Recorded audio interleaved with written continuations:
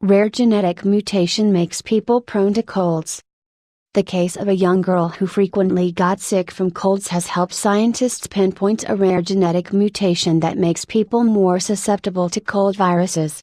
The 5-year-old girl has suffered numerous life-threatening infections from human rhinoviruses, which cause the common cold, according to a new report.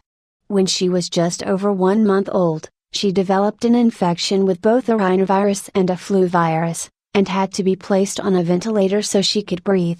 Since then, she has been hospitalized more than 15 times with various respiratory infections, including colds, the flu and bacterial pneumonia, according to the report, from researchers at the U.S. National Institute of Allergy and Infectious Diseases, NIAID. Because of these frequent infections, her doctor suspected her immune system was not functioning properly, and they sequenced her genome to see if they could find a genetic explanation for her symptoms. 27 oddest medical cases, they found she had a mutation in a gene called IFI1, which is involved in the production of immune system proteins called MDA5. Normally, MDA5 proteins help detect the presence of viruses inside cells and signal the activation of other immune system proteins to fight the infection, the researchers said. But in earlier studies in mice, scientists had found that animals that lack working MDA5 proteins could not detect certain viruses and were thus not able to activate an immune response against these viruses. In the new study, the researchers found that the girl's MDA5 proteins did not recognize rhinoviruses. This meant that rhinoviruses could continue replicating at high levels and lead to severe illness. The researchers concluded the working MDA5 proteins are critical to protecting people from rhinoviruses. The human immune response to common cold viruses is poorly understood, Dr. Anthony Fauci, director of the NIAID, said in a statement. By investigating this unique case, our researchers not only helped this child but also helped answer some important scientific questions about these ubiquitous infections that affect nearly everyone. The researchers also turned to a database containing information from the genomes of more than 60,000 people to see whether there were other cases of health problems related to the IFI1 gene.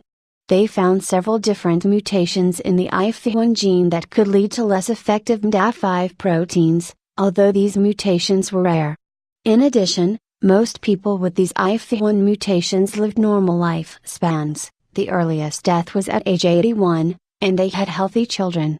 The researchers suspect that these people may have had other genetic factors that compensated for their improperly working MDA5 proteins and kept them from catching life-threatening colds, or they survived despite experiencing frequent colds, but did not report those colds. Although most people who get sick with a cold recover without a doctor's visit, some people can experience serious complications from colds, particularly if they have asthma, chronic obstructive pulmonary disease or other health problems, the researchers said. The findings may one day lead to new ways to treat patients with severe illness from rhinoviruses who also have MDA5 proteins that aren't working properly, they said.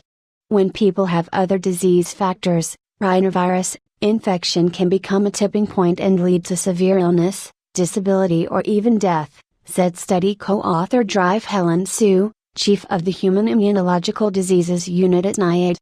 Now that we better understand the pathway, we can investigate more targeted ways to intervene in these cases. The girl in the current study survived numerous respiratory infections, but still needs treatment with supplemental oxygen, the report said. Although her genetic mutation appears to increase the risk of rhinovirus infections only, other factors, such as lung injury, also might have increased her susceptibility to other respiratory viruses, including flu viruses, the researchers said. The girl's health improved as her immune system matured and she was able to form antibodies against various viruses, which protect against infection. These antibodies partly help to compensate for the defective MDA5 response, the researchers said.